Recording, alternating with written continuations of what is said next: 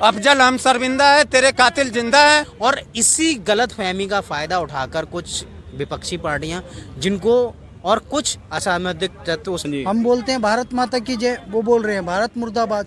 और तुम भड़कावे में किसके आए हो? वहाँ के कुछ नेताओं से, पप्पू यादव, लालू यादव जैसे नेताओं से। बुढ़िया बिस्तर लेकर के बिहारी खड़े हैं, मेरे पास फोन आता है, पवन टिकट करवा।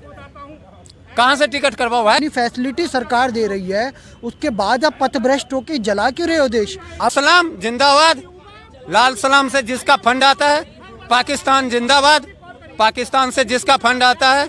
जो भी सेना की भर्ती निकलेगी उसमें जितने भी तोड़फोड़ करी है उस पर FIR पाई गई तो उसे कभी सेना में भर्ती नहीं दी जाएगी। 23 साल कोई बड़ी उम्र नहीं होती, 23 साल तक तो लोग कॉलेज में जाते हैं। अगर 23 साल की उम्र में मेरे पास 20-25 लाख रुपए होंगे तो वो बहुत अच्छी एक। बच्चे रेल नहीं जलाते, बच्चे बस नहीं फूकेंगे, बच्चे दुकान नहीं लूटेंगे।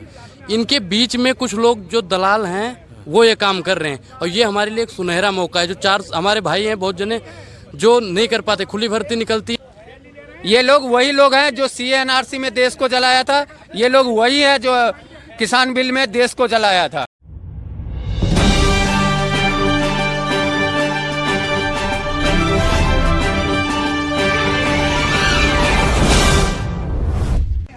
सर जैसे कि ये देश जो जलाया जा रहा है, अग्निपथ जो स्कीम आई है उसका विरोध हो रहा है देश में। ये है क्या सर, क्या स्कीम है और क्यों विरोध हो रहा है और कौन करवा रहा है सर? ये अपना ही देश कौन लोग जला रहे हैं सर? अपना देश जलाने वाला तो देशद्रोही है ना। हाँ जी। हम बोलते हैं भारत माता की जय, वो बोल रहे हैं भारत मुर्दाबाद। भारत का कोई भी सरकारी संपत्ति है वो भी तो टैक्स देते हैं भाई, अप्रत्यक्ष रूप से GST तो देते हो। अगर तुम इनकम टैक्स नहीं भरते तो हर चीज़ खरीदते हो, हर चीज़ पे GST लगा होता है। तो बेशर्मो ये तो सोचो, तुम कम से कम अपना ही घर जला रहे हो। किसी व्यक्ति को ट्रेन पकड़ के यहाँ से बेंगलोर जाना था, वो रो रहा है। किसी की तुमने गाड़ी चला दी, वो स्टूडेंट था, तुम्हारे जैसा पैसा कमा के गाड़ी खरीदी थी। और तुम भड़कावे में किसके आए हो? वहाँ के कुछ नेताओं से, पप्पू यादव, लालू यादव जैसे नेताओं से। भड़कावे में मत आओ। प्रधानमंत्री को सुनो, सेना अध्यक्ष को सुनो, जल अध्यक्ष को सुनो, नवाध्यक्ष को सुनो।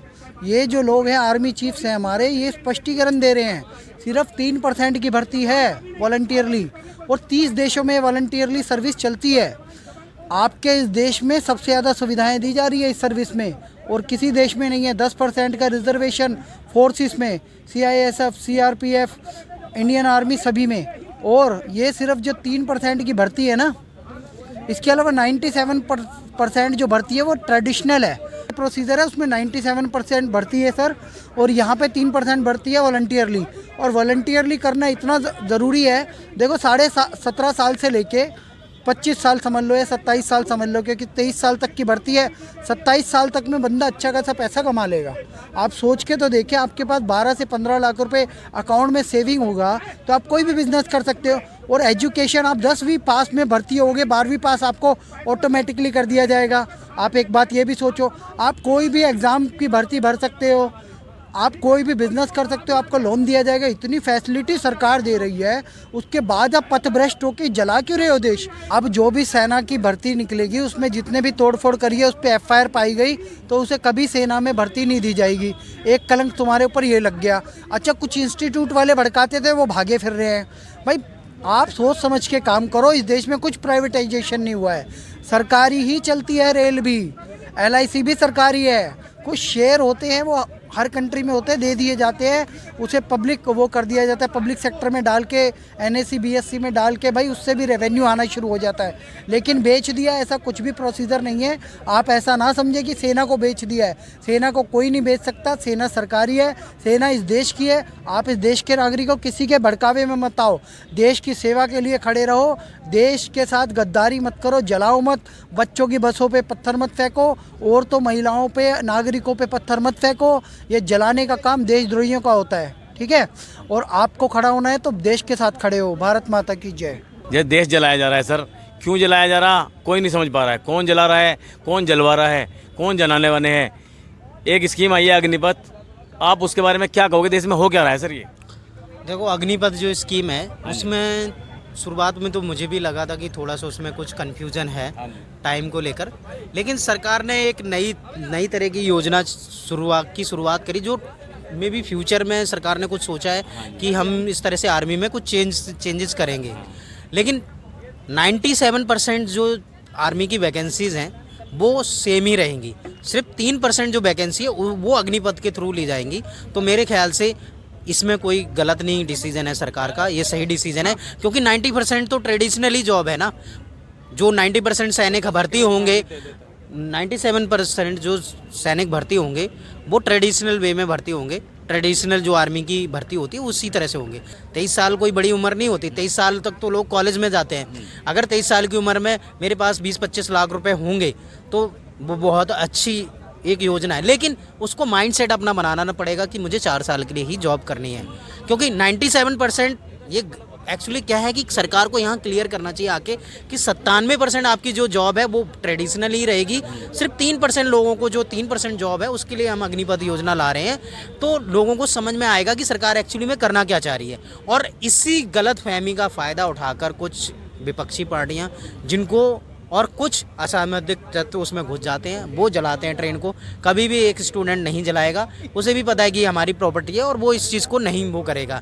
लेकिन असामाजिक तत्व जो बिहार में जैसे हो रहा है या जो भी हो रहा है, वो उस चीज़ का फ़ायदा उठा रहे हैं। जैसे आप युवा हो और आजकल जो देश जलाने का युवाओं पे इल्ज़ाम लगाया जा रहा है कि जो भर्ती खुली है उसमें आप क्या कहना चाहोगे उसके साथ? इसमें कुछ घुसपैठियां हैं जो हमारे साथ ही नहीं हो सकते, क्योंकि आपको क्या लगता है कि बच्चे रेल जलाएंगे?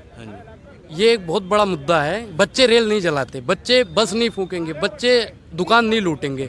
इनके बीच में कुछ लोग जो दलाल हैं वो ये काम कर रहे हैं, और ये हमारे लिए एक सुनहरा मौका है। जो 4 हमारे भाई हैं बहुत जने जो नहीं कर पाते, खुली भर्ती निकलती है, रनिंग में रह गए, फिजिकल में रह गए, 4 साल के लिए रहती है तो 1 साल नहीं हुआ, अगले साल करेंगे। हर साल वैकेंसी निकालने की ये बात कर रहे हैं, और एक न एक में तो मौका आएगा ही। और इसमें हमारे 11,70,000 रुपये बाद में देगा ये सरकार में। देखिए, इससे हम अपना बिजनेस भी कर सकते हैं। अभी हम 18 साल के हैं, 18-4-22 साल के हम होते ही रिटायर हो गए, और हमें 12 लाख रुपये मिल रहा है अपने बिजनेस के लिए। नहीं, 11,70,000 तनख्वाह भी मिलती रहेगी अच्छी खासी, और जो फंड मिलेगा बाद में। हाँ, सैलरी। अगर हम बीच में शहीद भी होते हैं तो पूरा हमें शहीद वाला ही रिस्पॉन्ड में तो इज्जत मिलेगी। ये नहीं है कि यहाँ शहीद। अच्छा, आप युवा होने के नाते इस स्कीम का समर्थन करते हैं? समर्थन करते हैं, बहुत अच्छी स्कीम है। इससे हमारे और भी भाइयों को जाने का मौका मिलेगा। आप क्या कहेंगे जो देश में चल रहा है ये अग्निपथ के बारे में? अग्निपथ के बारे में मैं थोड़ा सा फ्यूचर में ले जाऊंगा आपको। जो जैसे कि वो आया था CA NRC, हाँ जी, देश हित में था, लेकिन उसका विरोध किया गया, देश को जलाया गया। किसान आंदोलन आया, देश हित में था लेकिन देश को जलाया गया। किसान बिल, हाँ, किसान बिल, वो भी देश हित में था लेकिन उस देश को जलाया गया। सेम इसमें वही घुसपैठी बैठे हुए हैं। कुछ कोचिंग सेंटर के मालिक हैं, क्योंकि उसका कोचिंग सेंटर बंद होने वाला है। 4 साल के अंदर 5 लाख स्टूडेंट चले जाएंगे जॉब में। सर ये आपने बहुत अच्छी बात बताई। कुछ जो जांच में है, जो कुछ कोचिंग सेंटर का नाम भी आ रहा है, सर उनका क्या हित है इसमें? कोचिंग सेंटर, वही तो बोले, 5 लाख स्टूडेंट अगर जॉब में चला गया तो उनका कोचिंग सेंटर का धंधा तो गया। हाँ। लाखों रुपया लूट रहे हैं वो, ठीक है। और बाकी जहाँ तक अग्निपथ का सवाल है, सर ये 30 देश में लागू है। जो नंबर 1 देश है, अमेरिका, चीन, इजराइल, रूस, स्विट्जरलैंड, ऐसे देश में ये कानून लागू है ऑलरेडी से। तो हमें किस बात का? अच्छा, बिहार की बात कर रहा हूँ, सबसे ज़्यादा बिहार में हुआ है। आज वही बिहारी दिल्ली में मर रहे हैं सर। आप जाओ आनंद विहार पे, वहाँ पे रो रहे हैं बिहारी बिहार जाने के लिए। बिहार जाने के लिए बस का टिकट 3 गुना हो गया है, समझ रहे हो। रेलवे में जाकर के देखो, वहाँ पे बोरिया बिस्तर लेकर के बिहारी खड़े हैं। मेरे पास फोन आता है, पवन टिकट करवा। कहाँ से टिकट करवाओ भाई, जब रेल ही नहीं है, जब ट्रेन चल ही नहीं रही है, कहाँ से टिकट करवा दूँ? ट्रेनें रद्द कर दी गई हैं। रद्द हो गई है ट्रेन। भैया आप आंदोलन में देखो कौन लोग आए, स्टूडेंट नहीं है, पढ़ने वाले बच्चे अपने घर पे पढ़ते हैं, उसको तैयारी करना है। वो रेल जलाने नहीं आएगा। और जो देशभक्त होगा, जो सेना में जाना चाहेगा, वो कभी रेल नहीं जलाएगा, सरकारी संपत्ति को नहीं जलाएगा। ये लोग वही लोग हैं जो CA NRC में देश को जलाया था। ये लोग वही है जो किसान बिल में देश को जलाया था। सर ये कौन लोग हैं? अगर स्टूडेंट देश को नहीं जलाएगा, हाँ, भर्ती वाला देश को नहीं जलाएगा, तो ये देश तो जल रहा है, फिर ये कौन जला रहा है उसे? ये है ना, लाल सलाम जिंदाबाद। लाल सलाम से जिसका फंड आता है, पाकिस्तान जिंदाबाद। पाकिस्तान से जिसका फंड आता है अफजल हम शर्मिंदा है, तेरे कातिल जिंदा है। ये लोग हैं जो देश को चला रहे हैं। सुविधा सेना को मिल रहा है, वही सुविधा इनको भी मिलेगा। जो खाना सेना खाएगा वही खाना ये भी खाएंगे। लेकिन ये लोग भड़काते हैं। इनका पूरा सोशल मीडिया नेटवर्क है, PR, समझ रहे हो ना, नेटवर्क है। इस नेटवर्क के थ्रू ये लोग भड़काते हैं। जैसे निपुण शर्मा पे भड़का दिए। आज पूरा निपुण शर्मा का क्या हुआ सर? आज सारे कतर वाले निपुण शर्मा के समर्थन में। तक जो पाकिस्तान, जो हमारा सबसे बड़ा दुश्मन देश है पाकिस्तान, वो निपुण शर्मा के समर्थन में है। वहाँ के चाहे ओवैसी हो, राहुल गांधी हो, चाहे ये वामपंथी नेता हो, ये लोग इनके दुश्मन हैं। यही लोग इनके दुश्मन हैं। ये देश को तो जला रहे हैं। अरे हमारे जैसे लोग टैक्स भरकर देश को बड़ा कर देंगे। दिन रात एक करेंगे, मेहनत करेंगे, अपने लिए नहीं करेंगे, देश के लिए करेंगे। देश को झुकने नहीं देंगे। लेकिन ये लोग जाएंगे नरक में, आज जाए या कल जाए।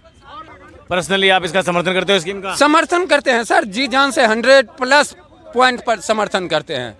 और जो लोग इसके विरोध है वो देश के विरोध है।